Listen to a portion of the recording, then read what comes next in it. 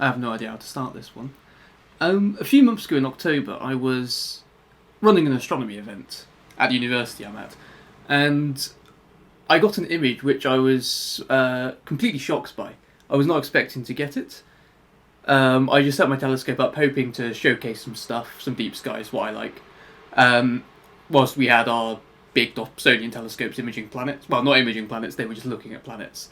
As we had the two cohorts of people along. Some people knew what they were doing, others didn't. And they just came along to try it out. So I was expecting to be dealing with those people, showing them what's what, blah blah blah blah. And in the end I ended up capturing the Andromeda Galaxy. And the image was probably the best one I've taken, well, as of any image I've taken so far. I've not done anything since, I've been too busy for that.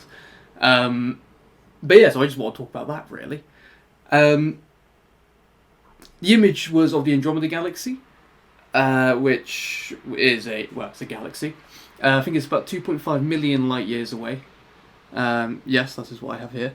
And it's 152,000 light years in diameter. Under ideal conditions, you can see it with the naked eye. It appears as like a fuzzy ball in the sky. You can't really make out that it's a galaxy, but it is. And yeah, didn't expect to get it.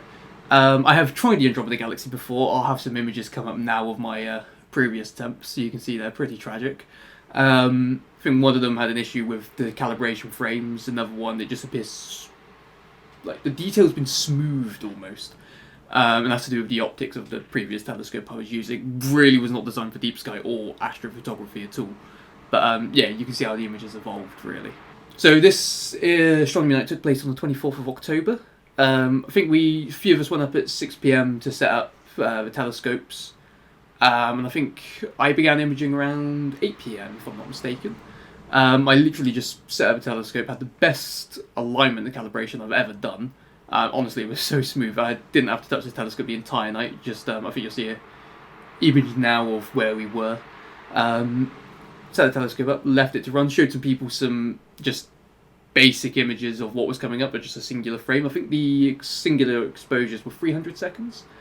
And yeah, I think I took 25 or so images. I think it might have been 22 actually. And only one of those wasn't able to be used because an airplane went over. There was no satellites, there was no tracking problems whatsoever. Every single image was used. No problems with the calibrations whatsoever. Yeah, it was just really good. I only took 2 hours worth of images. I would have loved to have gotten more. I can't remember the exact reason why I stopped. I don't think it was power related or anything like that, because we had access to power outlets, so wasn't that. But either way, I stopped after 2 hours. Yeah, I went home, processed the image. I think I fell asleep while it was trying to separate the galaxy from the stars through you may have seen it in one of the previous videos where you remove the stars to actually edit the detail better on the object. I fell asleep in that, woke back up at 10 in the morning, finished it about 11 o'clock. And yeah, here's the image.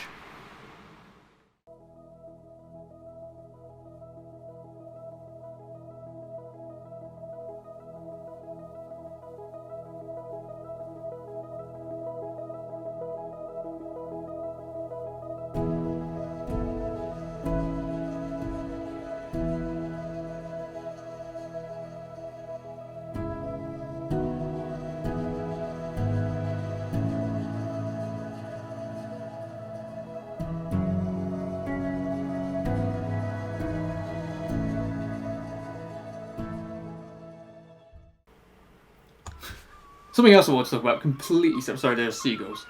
You can probably hear those. Something else I wanted to talk about was some people who came along brought these. They're tracking telescopes, but they're not like traditional. You deal with all of it basically. They're automatic completely.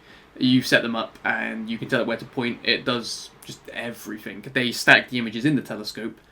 And I think one of them had it had like an eyepiece you could look through, like a normal telescope, but it's actually like a video display, just disguised as a eyepiece, and it forms the image as you're looking through it. I think it's a fantastic piece of equipment for outreach. I think they're limited to about 30 to 90 seconds of exposure, unfortunately, because of the way they track.